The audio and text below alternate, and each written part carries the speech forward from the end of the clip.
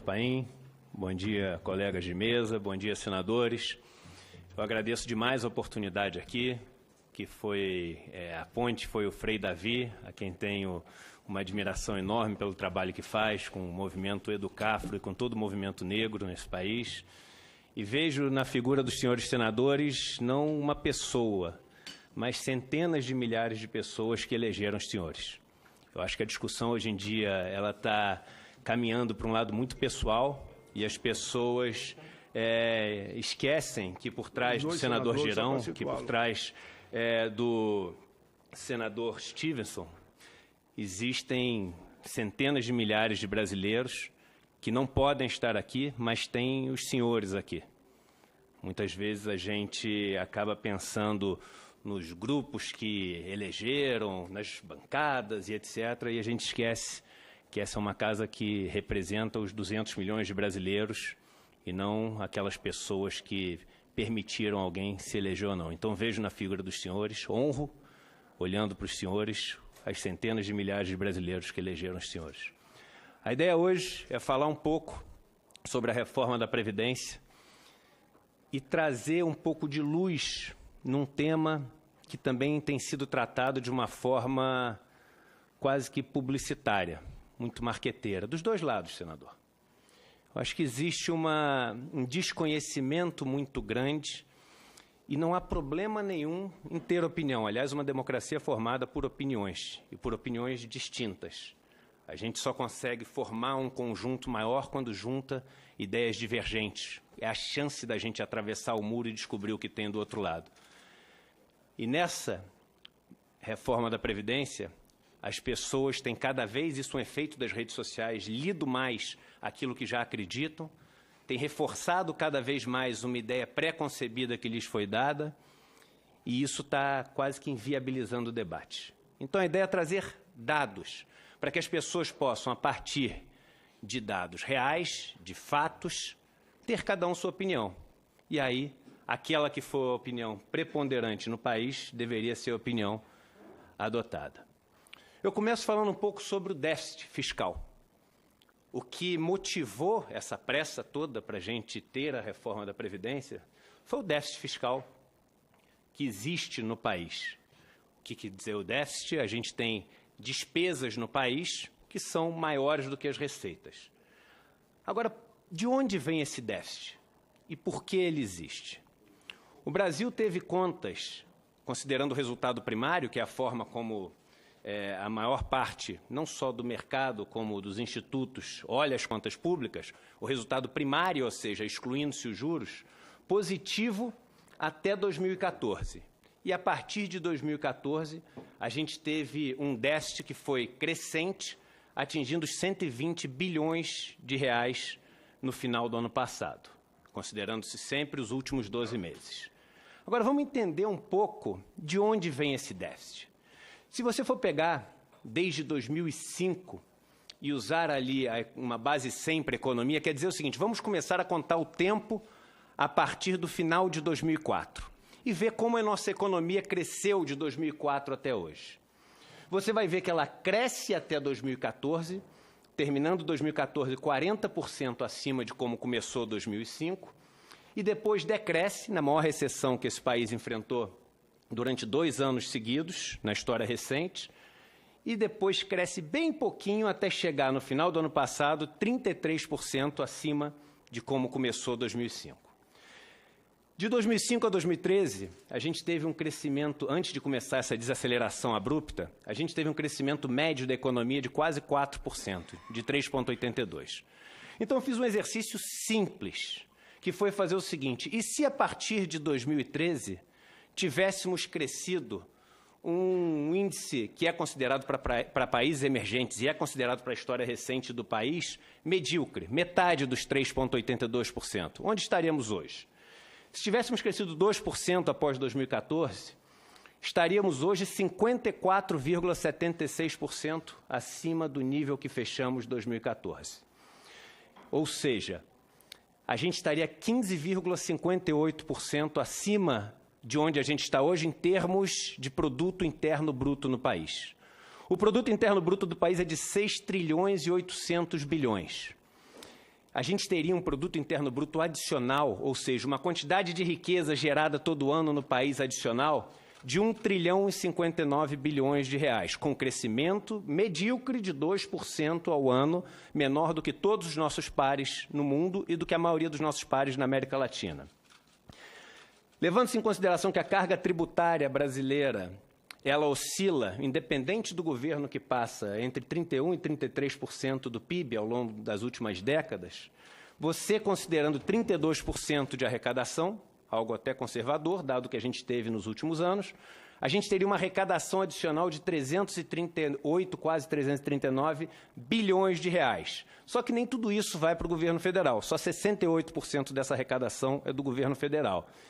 Isso significaria, com 68%, 230 bilhões de reais a mais para o governo federal. Ou seja, é bom começar de uma análise simples para as pessoas compreenderem o seguinte: o déficit acontece porque o Brasil não cresceu. Se o Brasil tivesse crescido minimamente ao longo dos 3 últimos anos, e a gente vai discutir aqui a questão do ovo e da galinha, se a gente não cresceu por causa da Previdência, ou se o déficit da Previdência vem porque a gente não cresceu, mas fato é que se o país tivesse crescido 2% ao ano, metade do que cresceu entre 2005 e 2013, a gente teria hoje um superávit primário de mais de 100 bilhões de reais no país. Mas a gente chega e é o que a gente tem ouvido muito, que o principal motivo desse déficit é a Previdência. E aí eu trago um questionamento, que é um questionamento importante, que é o seguinte: como podemos estar querendo votar uma das propostas mais importantes do país, e é uma das mais importantes porque é uma proposta que diz respeito a cada cidadão brasileiro. Tantas propostas que a gente tem de novas leis, de reformas, que vão atingir no máximo 5% da população, 2% da população, 10%. A gente está falando aqui de uma proposta que afeta 100% da população brasileira. São poucos momentos onde a gente para discutir isso. E como a gente pode estar com uma pressa tão grande de aprovar uma coisa, que se você der um Google sobre déficit da Previdência, dê um Google, eu fiz isso na semana passada, você vai ver. Previdência tem déficit de 195 bilhões. Rombo da Previdência aumenta para 290 bilhões no mesmo ano. A farsa chamada déficit da Previdência. Déficit do INSS é de quase 200 bilhões. CPI confirma, não tem déficit na Previdência Social. A CPI que o senhor, com muita eficiência, presidiu. E o rombo da Previdência é uma mentira. Como podemos estar apressando uma questão onde a sociedade não sabe ao certo chegar nos números? E talvez aqui esse é um dos maiores objetivos. Vamos entender os números que se jogam na mídia para poder termos opinião. A gente tem o direito de ter uma opinião desde que... É o que? É 290? Ou é 195,2? Se você pesquisar nos sites do governo, oficiais, você vai ver números diferentes para a mesma coisa. Então, a gente não pode tomar uma decisão que impacta a vida de 210 milhões de brasileiros sem saber o problema. E aí aqui é uma tentativa de jogar um pouco de luz nessa questão. Existem, no mínimo, 3 visões sobre as contas da Previdência. E a gente entender cada uma das visões ajuda a gente a formar a nossa opinião sobre o tema. A primeira delas é aquela visão mais simples, que diz o seguinte: olha, a gente tem que considerar somente aquilo que o trabalhador e a empresa contribuem para o INSS, para o regime geral da Previdência Social, e a quantidade de benefícios que são pagos todo ano. Tem muita gente que fala isso: olha só, existe um rombo na Previdência porque contribui-se com tanto para o INSS e gasta-se tanto para o INSS. E aí você vai ver que, usando essa conta, que vários jornais e sites dizem, existe um déficit em 2017 de 182 bilhões de reais, ou seja, as contribuições do RGPS, as contribuições sociais previdenciárias, sem contar as não previdenciárias, vamos ver adiante, elas somam 374 bilhões e as despesas 557 bilhões. Aí você já tem um problema.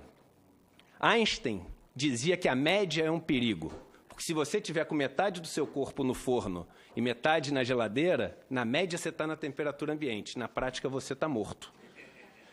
Aqui a gente está considerando 2 subconjuntos. O RGPS para o trabalhador urbano e o para o trabalhador rural. O trabalhador urbano é aquele onde a Previdência tem estruturalmente uma natureza contributiva. É onde buscou-se, ao determinar as leis, uma lógica atuarial. E na Previdência urbana, ali entre 2010 e 2015, você chegou a ter um superávit, ou seja, essas contas, olhando só a da urbana, ela é maior o que você arrecadou entre 2010 e 2015 do que o que você gastou com os trabalhadores urbanos. O trabalhador rural, ele foi incluído na Constituição de 88 para se fazer justiça social, porque passou décadas sendo aquele boia-fria, safreiro, meeiro, que não tinha a menor condição de sobreviver quando as intempéries climáticas...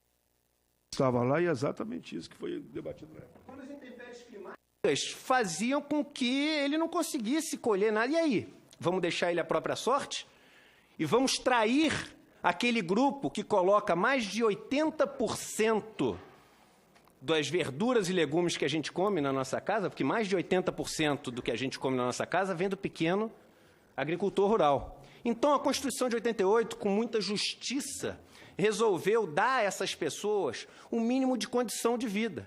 E ali elas passavam a ter que comprovar que trabalharam durante 15 anos para poder ter direito a esse benefício. Logo, inicia-se com o estoque de pagamentos a se fazer sem nenhuma contribuição. É claro que é estruturalmente deficitário, mas a função dessa Previdência não é equilibrar as contas, é equilibrar uma injustiça social. A Previdência do trabalhador rural existe para equilibrar uma injustiça social. Mas essa não é a visão da Constituição.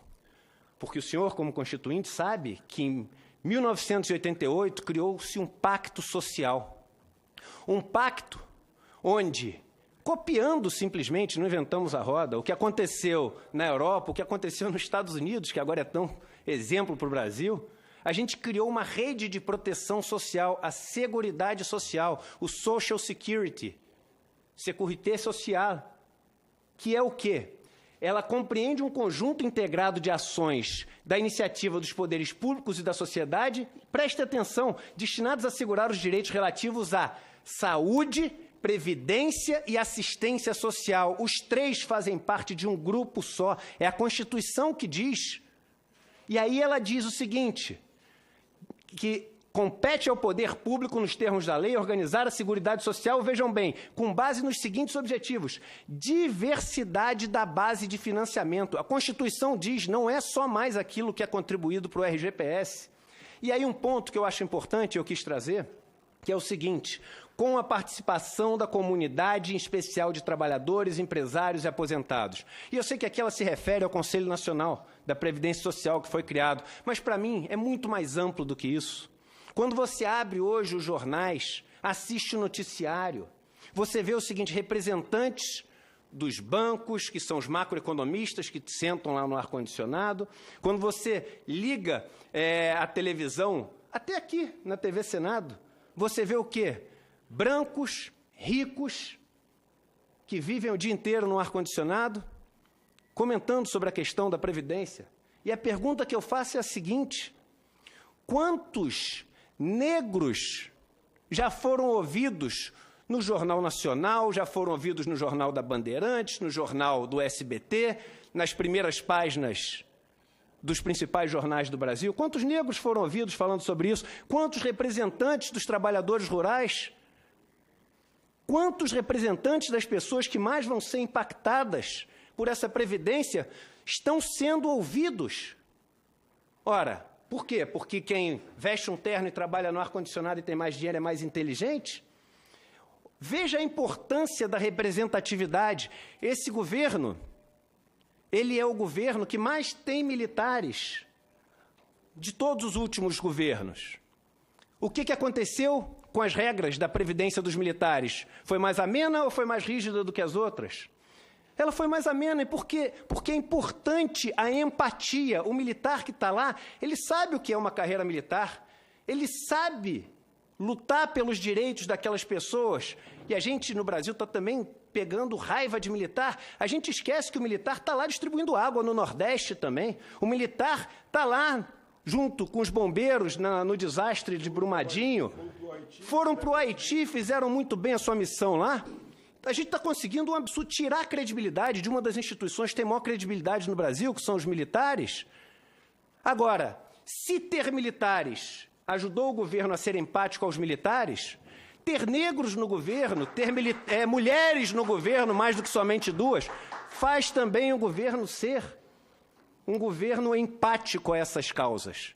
Então, a Constituição diz isso. E quando o ministro da Economia diz o seguinte, é 1 trilhão, senão eu estou fora, ele não leu a Constituição Federal. Porque ele não pode colocar o país numa questão que constitucionalmente exige o debate com todas as classes, ele não pode colocar um país contra a parede. E aí, no seu próximo artigo, no 195, ele diz claramente que a Seguridade Social vai ser financiada por toda a sociedade de forma direta e indireta e com as seguintes contribuições sociais. E ele explicita todas elas, que são o COFINS, contribuição financeira para financiamento da Seguridade Social, o PIS/PASEP, a contribuição social sobre o lucro líquido. E aí, olhando além do RGPS, que é do trabalhador e dos demais segurados da Previdência Social. E quando você olha o que a Constituição diz e faz a conta sendo estritamente fiel àquilo que a Constituição diz, você chega a uma receita que bateu 780 bilhões de reais em 2017 e que teve um total de despesas de 837 bilhões em 2017. Ou seja, seguindo o que manda a Constituição, até 2015 tivemos um superávit nas contas da Seguridade Social. Os números estão todos aí, contra números, a gente não pode brigar. A matemática, eu brinco, às vezes, quando eu estou dando uma aula, eu falo o seguinte, você não pode pular para cima e torcer para continuar subindo, porque se pula para cima, você cai para baixo. Não adianta você somar 2 e 2, torcer para dar 5. 2 e 2 dá 4. Então, o que a Constituição diz, colocando-se no papel, faz com que a Previdência, até 2015, não a Previdência, a Seguridade Social, até 2015, tenha um superávit. E a partir de 2015, exatamente 2016, quando o país começa a decrescer, a gente passa a ter um déficit. Aqui até um dado interessante, em 2015 a gente já tem déficit do superávit primário, mas ainda tem superávit da Previdência, da Seguridade Social. Olha que interessante. Se a gente tivesse, hipoteticamente, isso aqui não é necessariamente uma sugestão, mas um fundo onde todo o superávit que a gente teve nessa conta que a gente fez na Constituição tivesse sido guardado e atualizado, quando a gente teve uma recessão no país, a gente olhar para esse fundo, ia ter mais de 1 trilhão de reais nesse fundo. E esse fundo amorteceria um movimento de crise, porque todos os países passam por crise. Só que não. Todas as vezes que o sistema de seguridade social teve um superávit, esse superávit foi gasto. Onde foi gasto a maior parte dele? Com juros da dívida. Ou para financiar outros regimes, como o regime próprio. E aí, no primeiro ano que tem déficit, a gente fala o seguinte, olha, vamos mudar todas as regras e cortar. Que país é esse que quando tem sobra, gasta, e quando tem falta, corta? Você não consegue ter nenhum tipo de estabilidade ou política de longo prazo funcionando assim. Porque o mundo não cresce como uma reta, o mundo cresce com ondas, existem ciclos econômicos.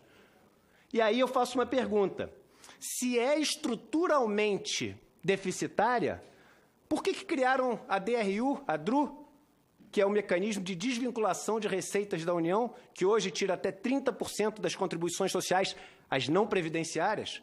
Como é que você cria uma coisa que desvincula receitas de uma coisa que dá prejuízo? É claro que sempre deu superávit e ajudou a financiar o resto do orçamento fiscal. Agora, no momento em que precisa, a gente diz que tem que cortá-la.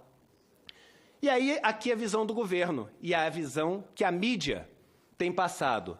Pega-se aquilo que a Constituição estabelece como a Seguridade Social E, além disso, você coloca o regime próprio dos servidores, que é o regime próprio de previdência.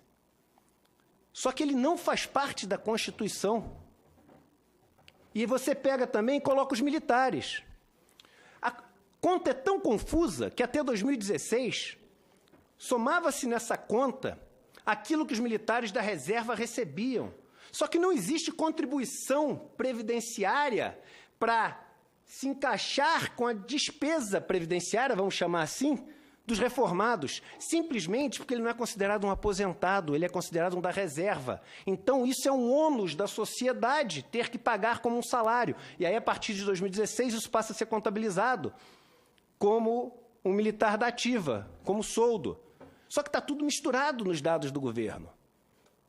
Então, ali chegamos ao número 290 bilhões, mas temos que entender que esses 290 bilhões, eles representam o RGPS, que é estruturalmente superavitário, com o RPPS, que hoje é estruturalmente deficitário, e é onde estão aqueles privilégios que os jornais adoram falar, do sujeito que se aposentou com 30 mil, 40 mil. E aí um ponto interessante, essa injustiça já foi corrigida em 2013, porque desde 2013 o servidor público não pode se aposentar com valor acima do teto, aquele que entrou no sistema depois de 2013.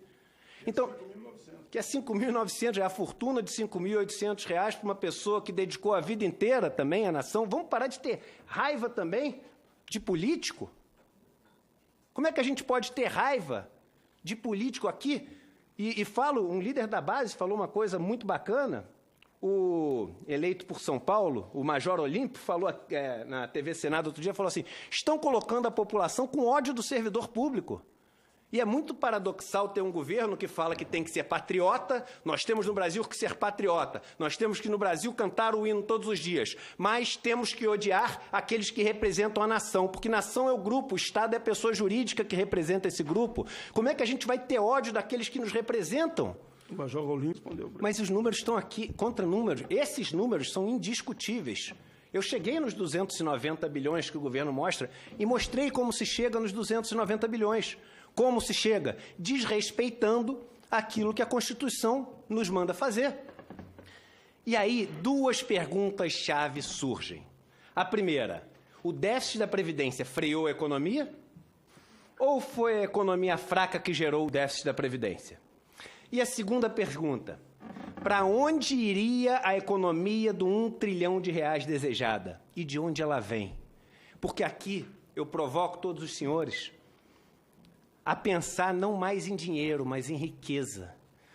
Pensar só em dinheiro confunde muito a gente, porque dinheiro é uma coisa potencialmente infinita. A gente constrói mais 10 casas da moeda, bota para imprimir dinheiro lá, e às vezes a gente fica com a impressão de que, cortou R$1 trilhão. De onde? Do orçamento, como se o orçamento fosse um ente privilegiado que se aposentou com muito dinheiro, ou mora nas Bahamas. E vai R$1 trilhão para um lugar. Não existe. Toda a riqueza que vai para um lugar vem de outro. A riqueza, ela é limitada, é finita. A água que os senhores estão bebendo, os biscoitos que nós comemos antes de vir para cá, a madeira que faz isso aqui, isso são as riquezas que a gente tem, a inteligência que os senhores têm, a energia que tem para poder vir andando até aqui, isso é a riqueza. E a riqueza é limitada, a riqueza não é infinita. Todo ano ela é acrescida daquilo que se gera de riqueza no país, o produto interno bruto, e todo ano ela é decrescida também daquilo que se consome de riqueza para poder sobreviver. Por natureza e por definição, toda a sociedade consome riqueza para poder sobreviver. Mas a soma daquilo que a gente tem, consome e produz é finito. Logo, se vai para um lugar, tem que vir de outro. E essa pergunta tem que ser feita. De onde vem o R$1 trilhão que o governo quer economizar? Essa é a pergunta mais importante. E para poder responder a essas perguntas, eu queria puxar um tema aqui, que essa é a questão-chave do nosso país, que é a seguinte: a máquina de desigualdade existente nesse país chamado Brasil. Isso é um gráfico, senador Paulo Paim, do World Inequality Report, a maior instituição do mundo, com dezenas de milhares de funcionários e colaboradores no mundo inteiro, que estuda desigualdade. E desde de 2005, ali mais ou menos, o Brasil passou a ser o país do mundo que mais concentra renda no 1% mais rico. Veja bem, a gente está falando de fluxo de renda e não de estoque e riqueza. O Brasil, desde 2005, a gente perdia para o Oriente Médio, que tem os sheiks, né? Os sheiks, eles concentram quase toda a renda do Oriente Médio. Bem, hoje nossos sheiks são melhores que os deles. Nós somos o país, volto a repetir, que mais concentra renda do mundo, mais do que os países subsaarianos, aqueles países, República do Congo, Etiópia, do que todos esses. A gente é o sapo na panela, que foi sendo aquecida e não percebeu que a panela está fervendo. E aí, a gente tem que entender como é que existe essa máquina de desigualdade no Brasil. Primeiro o seguinte, a gente tem como elemento redistributivo de renda no país os impostos. Em qualquer país do mundo, o maior elemento redistributivo de renda que existe são os impostos. E aqui é um gráfico de como os impostos sobre bens e serviços, que compõem 50% da carga tributária do Brasil arrecadada, como é que eles são em relação ao resto do mundo? Nós somos, segundo o estudo da OCDE, de todos os países estudados, o segundo país que cobra maior alíquota de produtos e serviços do mundo. E esses são os impostos que impactam os pobres. Por quê? Porque tudo que o pobre ganha, ele gasta. Tudo que o pobre ganha, vira bens e serviços. Aí já uma informação muito útil para todo mundo. Todo o dinheiro da Previdência Social que é pago no RGPS ninguém ganha mais do que o teto lá de 5 mil e poucos reais, ninguém ganha mais. Todo esse dinheiro, imediatamente depois que é ganho, ele é gasto. Metade desse dinheiro, portanto, volta automaticamente para o governo como impostos. Se você somar o que volta para o governo como impostos daquilo que é pago pelo RGPS, imediatamente ele também vira superavitário em qualquer situação e muito superavitário. Já os juros da dívida, quem recebe são as pessoas que têm mais dinheiro. Esse dinheiro ele recebe e poupa. E ao poupar, ele não volta para o governo como impostos imediatamente, e ele trava. E é por isso que existe um estudo que mostra que quando você... Estudo do FMI, não existe uma organização mais de direita, mais neoliberal do que o FMI. O FMI diz, Christine Lagarde, diretora-gerente do FMI em 2015, diz o seguinte: o FMI, nos seus estudos, mostra que quando você aumenta aquele 1% mais rico, você aumenta a parcela de renda dele em 1%, a economia decresce em 5 anos 0,08% ao ano o PIB. Já se você aumenta os mais pobres do país 1% a renda que eles têm direito do país, você aumenta 0,38% o PIB. Por quê? Porque o dinheiro que vai para o mais rico, ele vira aplicação, ele vira estoque. O dinheiro que vai para o mais pobre, ele vira fluxo, ele vira atividade econômica. É só pensar numa planta. É regar na folha e regar na raiz. Quando você rega na raiz, a planta absorve toda a água. Quando você rega na folha, muito fica na folha e pouco cai na raiz alimentando a planta. E se a gente não tomar cuidado, a planta morre. E esse outro imposto, que é usado para distribuição, que é o imposto sobre renda.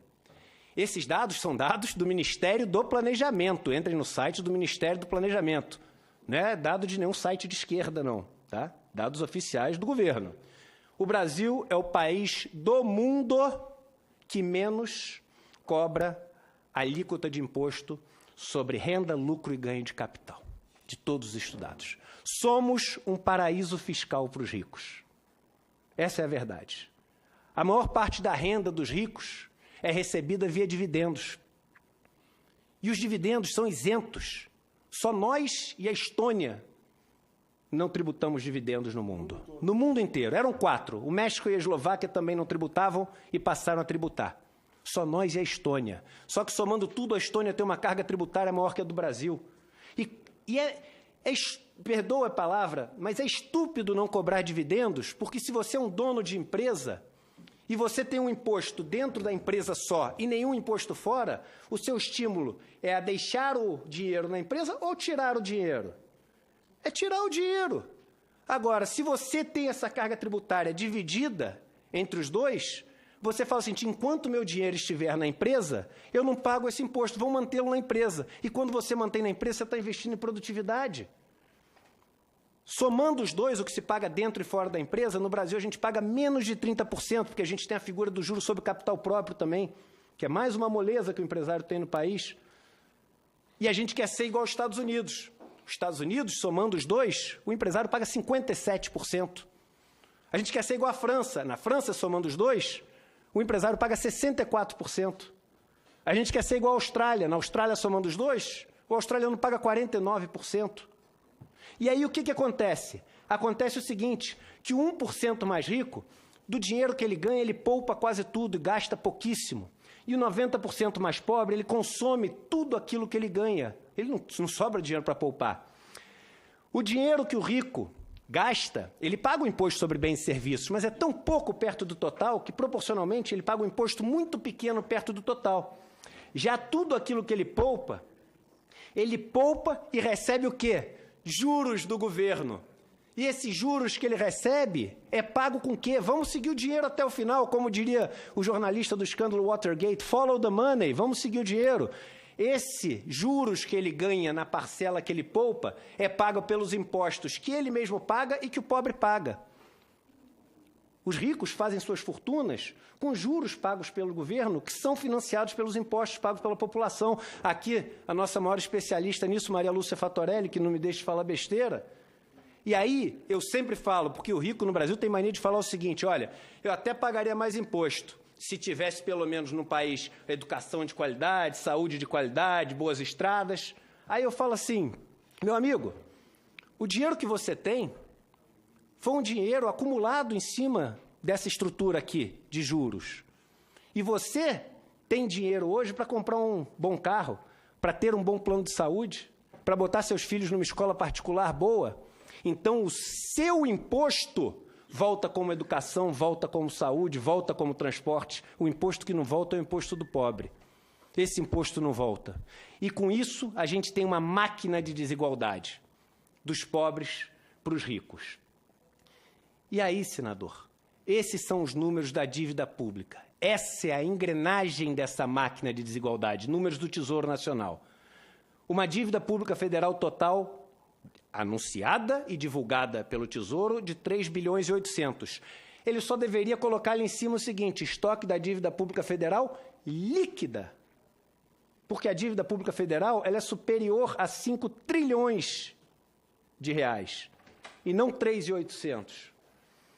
O custo médio dessa dívida, as pessoas se enganam, o custo da dívida no Brasil é 6,5%, porque a Selic não é. O custo médio da dívida no Brasil é de quase 10%. Isso faz com que só de juros a gente pague quase 500 bilhões de reais por ano. Só que tem dívida que vence, porque dívida vence. E aí a gente tem, só nos próximos 12 meses, esse relatório que eu tirei foi o último, 600 bilhões vencendo, ou seja, no próximo ano temos mais de 1 trilhão de reais para pagar para os detentores dessa dívida, que são pessoas que estão com dinheiro parado, que é um dinheiro que não volta como COFINS, que é um dinheiro que não volta como PIS. Quanto mais você aumenta a desigualdade, mais você aumenta o dinheiro que está desse lado e mais diminui do outro, porque a riqueza é finita. A riqueza sai de um lugar e vai para o outro. Não existe aquela história, vamos levantar a maré para todo mundo. A Oxfam, outro instituto que estuda isso, ela fez um estudo interessantíssimo. Tem muita gente que fala, vamos crescer o bolo e etc. Se você, só crescendo o bolo ou levantando a maré, quiser fazer com que no mundo, com a distribuição de renda atual que existe no mundo, todas as pessoas vivam com no mínimo $5,50 por dia, estamos falando de menos de meio salário mínimo. Só para saírem da faixa de pobreza, o mundo teria que crescer 175 vezes para isso. Só que o mundo cresce 3% ao ano, quando cresce bem. Olá. E aí, o resultado.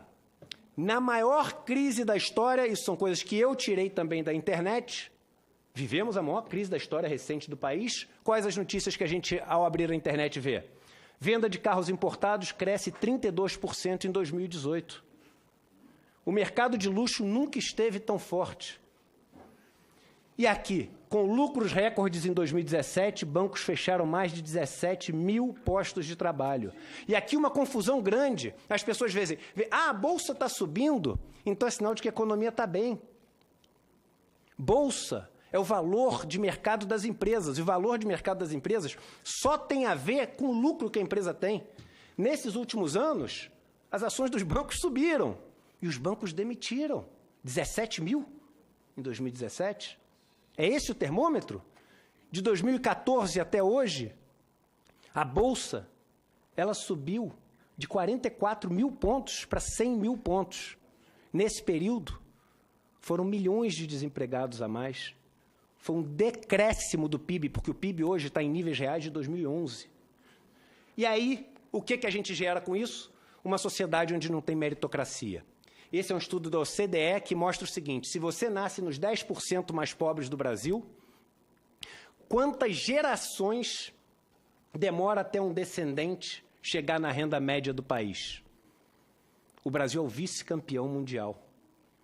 Demoram 9 gerações, 225 anos até alguém nascer. Ou seja, no Brasil, se você nasceu pobre, você vai ser pobre. Se você nasceu rico, você vai ser rico. A riqueza dos seus pais ou a pobreza dos seus pais explica 70% da sua condição. É o que eles chamam de stickness ceiling, stickness floors, ou seja, chãos pegajosos e tetos pegajosos. É difícil, você não consegue sair do teto nem do piso. A gente só perde, sabe para quem? Para a Colômbia, que é outro país que a gente está querendo imitar agora. O que a Colômbia fez? Colocou as pessoas armadas até o dente e escondeu elas nos guetos. Fez com que fosse mais difícil ainda você ter mobilidade social. Enquanto isso, na Dinamarca, na Noruega, em 2, 3 gerações, em média, quem nasce nos 10% mais pobres conseguem ter um descendente que ganha a renda média. E como é que a Seguridade Social ajuda a resolver este que é o maior problema do país? O país tem problema com corrupção? Tem. Com sonegação? Tem. Com maus políticos? Tem, mas tem também com maus empresários, que ninguém fala. Agora, qual é o maior problema do país? É esse? Não. O maior problema do Brasil chama-se desigualdade. E eu não tenho o menor medo de falar isso e ser taxado de ser conivente com a corrupção, porque não sou, e a minha história mostra isso. Como que a Seguridade Social ajuda? Em primeiro lugar, ela beneficia só o regime geral quase 30 milhões de pessoas. Só que essas pessoas têm filhos, têm netos. E com isso, ela beneficia só o regime geral quase 100 milhões de pessoas. Senador, não sei se o senhor sabe, mas em quase 4 mil municípios do Brasil, a receita dos benefícios da Previdência, só do RGPS, são maiores do que o Fundo de Participação dos Municípios, o FPM.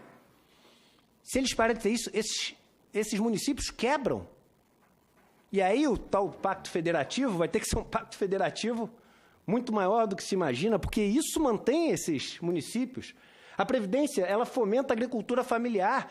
Só para você ter ideia, o tempo do trabalhador rural no campo, ele estava sendo cada vez menor, porque ele estava sendo esquecido, largado, para morrer sem nenhum tipo de proteção social, de seguridade social. Depois da Constituição de 88, esse tempo não para de crescer, porque ele tem uma proteção, ele consegue se estabelecer, ele consegue viver, porque eu aprendi morando, e falo 2 minutos se tiver a chance ao final, passei no último mês 20 dias morando com os trabalhadores rurais mais pobres desse país para conhecer a realidade deles. E eles falam o seguinte: nós não queremos sobreviver, porque isso seria demais para a gente. Porque sobreviver é mais do que viver, doutor. A gente quer só viver, e nem isso a gente consegue. Então eles só querem viver, eles não querem nem sobreviver, porque sabem que hoje em dia é muito difícil ter essa perspectiva. E a Previdência Social promove a economia regional, o número que eu falei, são 3.875 municípios que têm isso. E reduz a pobreza. Hoje em dia a gente tem uma taxa de pobreza muito grande nos jovens, o que é absolutamente triste, e isso desenha o futuro da nossa nação, os jovens que a gente tem hoje, e uma taxa de pobreza muito baixa nas pessoas mais velhas. Não fosse o regime geral da Previdência, isso é um dado que o IBGE fez, a gente teria 65% das pessoas com mais de 75 anos vivendo na pobreza. Hoje são menos de 10%. Ela refaz uma justiça social que é quebrada nos anos mais tenros de idade dessas pessoas. E as injustiças ocultas. O BPC. Quando eu vejo a frase do senhor ministro da Economia, Paulo Guedes, falando o seguinte: o BPC foi um bode na sala? Pergunta o repórter. E ele responde: se o valor de 400 for para 500, 600, passa. O Marinho botou essas coisas porque só ele sabe o que é bom para negociar. Como é que você vai negociar? O BPC. O BPC, e isso indignou os senadores e deputados da base. Eu ouvi o senador Eduardo Braga, ouvi várias pessoas falando assim: as pessoas não são números, são vidas. E vocês querem saber o quanto de vida? E eu quis trazer esse número aqui. O BPC, um estudo feito em 2008, que é o último estudo que se tem, mostra o seguinte: analisando-se grupos que têm o BPC e outros que não têm, porque muita gente que tem direito ao BPC não pega, centenas de milhares de pessoas, o grupo que tem o BPC vive a mais com qualidade, expectativa de anos de vida saudáveis. Os homens vivem 1 ano a mais, as mulheres 4 anos a mais. Logo, cortar o BPC significa, essa é a matemática, cortar esses anos a mais. E cortar anos de vida significa o quê, senador Paulo Paim? Significa matar, não tem outra palavra. Quem aceita essa reforma da Previdência do jeito que veio, tratando as pessoas que vivem na miséria, porque só alguém que vive na miséria pode receber o BPC, tratando alguém que não tem a capacidade física de exercer mais nenhuma função, que são as pessoas deficientes que recebem o benefício do BPC. Quem trata isso como número e aprova, sem nenhum comentário, essa reforma da Previdência, tem as mãos sujas de sangue, não tem outra palavra para falar. Está matando brasileiros. Não existe outra palavra.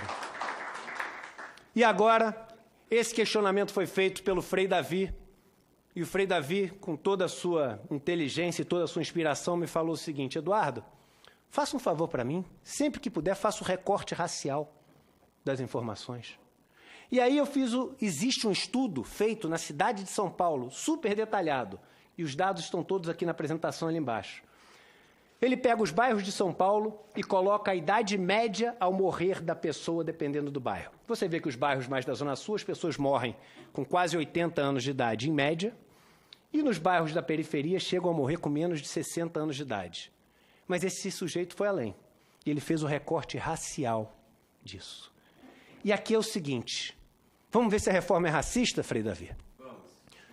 Quando você olha os bairros de São Paulo, os bairros pintados em preto são aqueles bairros onde os brancos morrem, em média, com menos de 65 anos de idade. Por que 65 anos de idade? Porque é a idade mínima agora exigida pela Previdência. Então, nesses bairros pintados em preto, em média, os brancos não terão direito a poder viver esse final de vida com a aposentadoria. Agora, vamos ver quais... Vamos ver agora... Eu vou pedir o plenário, se todo mundo falar, seja como for, dá problema. E nós fizemos um acordo, só falando, é líder do PSL, que é o partido do governo. Isso. Ele demonstrou também na Comissão de Economia e questionou também... Então, senador Paim, vamos ver os bairros de São Paulo onde os negros morrem, em média, com menos de 65 anos de idade. Esses são os bairros em São Paulo. Agora, existe um problema, porque você não aposenta com 65 anos de idade se não tiver o que agora? 20 anos de contribuição. E aquilo que parece somente 5 anos a mais de contribuição não são 5 anos. Porque mais de 40% das pessoas no Brasil conseguem comprovar no máximo 9 meses de contribuição por ano e uma média de 5 meses de contribuição por ano. Logo, isso representa 12 anos a mais de contribuição. E que vai piorar com a reforma trabalhista, onde as pessoas passaram a ter trabalhos onde não contribuem, e com a nova realidade. Pergunte a um amigo de vocês que tem 50, 55 anos e perdeu o emprego, se está mais fácil ou mais difícil de arranjar emprego numa idade mais velha hoje em dia. Então é o seguinte, vamos ver para ter uma aposentadoria integral, quantos bairros em São Paulo tem os negros morrendo, em média, com mais de 75 anos de idade? Nenhum. Em nenhum bairro de São Paulo. E digo mais, os negros, na sua idade mais jovem, têm 34% da sua população abaixo da linha de pobreza, pobres. Os brancos têm 26% só. Olha que coisa maravilhosa. Com mais de 60 anos, os dois têm a mesma parcela da sua população. Sabe por quê? Sabe o que ajuda a reduzir essa desigualdade? Não é só porque eles vão morrendo, não. É a aposentadoria. É uma coisa chamada piso. Piso significa o mínimo para você poder ter uma qualidade de vida. Então, a aposentadoria corrige uma injustiça racial que existe no país, onde os estudos estatísticos mostram que 30% da diferença de salário entre os negros e brancos não é explicado porque os brancos tiveram mais tempo de estudo na escola, porque tem ainda nesse país desigual, é simplesmente a cor da pele da pessoa. É o puro preconceito. O que acontece? Os benefícios previdenciários, eles são 70% da renda dos idosos, mais para os negros do que para os brancos. Por isso eles têm esse efeito. E 55% dos brancos são formais, 40% dos negros. Quando você põe os 20 anos, você está fazendo com que os negros tenham que trabalhar muito mais, porque o trabalho dele conta menos, porque é menos tempo na formalidade. E, por fim, a família dos negros tem 2,94 membros. Em média, a dos brancos, 2,55. Quando você corta os benefícios para os negros, você tem um efeito cascata. Não é só a eles que você está cometendo a injustiça. E você está perpetuando e potencializando essa injustiça racial que é feita no Brasil. Portanto, eu tenho aqui o estudo, não vou ler o último parágrafo, porque sei que já passei do meu tempo. O estudo é muito claro e eu posso afirmar com toda certeza. A reforma da Previdência proposta pelo novo governo é racista. Elas, né, o nosso bom dia e solidariedade. O estudo de caso do Chile. O Chile tem sido muito citado nessa reforma da Previdência como um milagre econômico porque adotou as políticas liberais. E é absolutamente inconsequente fazer uma análise com outro país de uma maneira tão superficial e rasa como a gente está fazendo. Estamos comparando laranja com banana. O Chile é um país que tem uma economia 7,5 vezes menor do que a do Brasil. Ele tem um PIB de 270 bilhões de dólares, enquanto o nosso é maior do que 2 trilhões de dólares. O PIB tem metade das suas exportações em cobre, em um produto só, que multiplicou por 4 o preço nos últimos 20 anos. Mas as pessoas pegam o Chile como exemplo de um país que deu certo. E aí eu faço a seguinte provocação. Só lembrar, são os últimos 5 minutos, eu dei 40 já. Isso, esse é o último slide. Então, eu faço a seguinte provocação. O Chile é o país mais desigual de todos estudados na OCDE, junto com o México, que adotou políticas para a Previdência iguais a essas que a gente quer adotar no Brasil. Mas imagina alguém no Chile olhando, por exemplo, para um país 7,5 vezes menor do que eles também, e coincidentemente igual à relação que tem com o Brasil, que é a Bolívia. Só existe um país que cresceu muito mais que o Chile ao longo dos últimos 10 anos na América Latina. O senhor sabe qual foi? Foi a Bolívia. Você sabe o que a Bolívia fez em 2010? Ela aprovou uma lei reestatizando a Previdência Social que tinha sido privatizada, fazendo a idade mínima cair de 65 anos para 58 anos, fazendo com que as mulheres tivessem o direito de se aposentar 1 ano a menos para cada filho que tivessem, limitado a 3 filhos, fazendo com que os operários das minas pudessem diminuir a idade mínima de aposentadoria em 1 ano para cada 2 anos trabalhados. E sabe o que aconteceu com a Bolívia durante esse tempo? Que caos, né? Quebrou. Se fez isso, que é o contrário do que a gente está fazendo, quebrou. Pois bem, se nos últimos 10 anos o Chile cresceu 34% o seu PIB, a Bolívia cresceu 62% o seu PIB, foi o país que mais cresceu na América Latina, distribuindo riqueza. E aí, outros pontos importantes. A Previdência Social e a Assistência Social jogam recursos na base da pirâmide, que voltam como impostos. O estímulo à informalidade cresce à medida que diminui a expectativa em relação aos benefícios. E já existe uma transferência de R$1 trilhão para os bancos, para os aposentados, chamado crédito consignado. nos próximos 10 anos, R$1 trilhão sairão dos aposentados para os bancos. Essa reforma, ela propõe que mais R$1 trilhão saia. Eu termino e concluo dizendo uma frase que um malabarista, um equilibrista disse uma vez, o maior equilibrista do mundo, aquele que atravessava os prédios de um prédio para o outro. E uma vez perguntaram para ele, como é que é fazer isso que o senhor faz? Andar a mais de 100 metros de altura? Ele falou assim, o que eu faço é muito simples, é colocar um pé na frente do outro. Mas é muito difícil. A solução desse país, senadores, a solução desse país, Frei Davi, ela é muito simples. Ela envolve dar riqueza para que as pessoas tenham um mínimo para também produzir riqueza.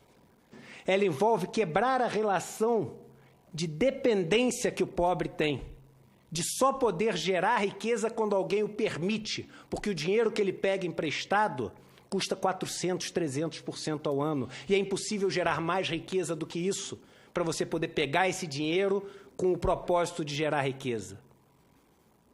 A solução é muito simples.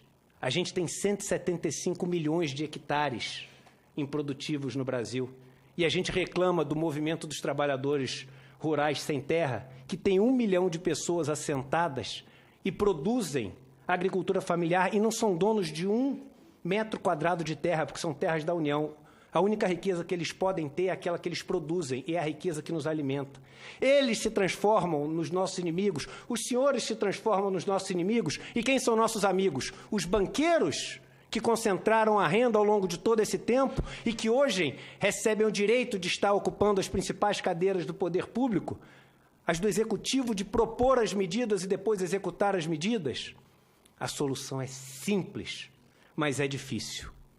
E aí, eu trago, já que tem se falado tanto em Deus, em homenagem ao Frei Davi, uma passagem do Novo Testamento de Mateus, onde no capítulo 6, Jesus diz o seguinte, Frei Davi, é impossível servir a 2 senhores, porque se você servir a 2 senhores, você amará um e odiará o outro. Você vai se dedicar a um e desprezar o outro. Vocês não podem, e quando eu digo vocês, é a Bíblia que diz, servir a Deus e ao dinheiro. E eu acredito, senador, que todos nascem iguais, ninguém nasce um grande homem, ninguém. São as escolhas que algumas poucas pessoas têm o direito de fazer na vida, que são tão difíceis, que dão a chance a essas pessoas de se tornarem ou não grandes homens. E os senhores senadores da República estão hoje diante de uma dessas grandes escolhas. Servir ao dinheiro e ao capital financeiro ou servir a Deus que está representado no nosso povo, dizendo não a essa reforma da Previdência como ela foi proposta pelo governo. Muito obrigado. Agora sim. Obrigado, Frei Davi. As palmas estão liberadas agora. Queria agradecer muito ao professor, economista Eduardo Moreira, pelas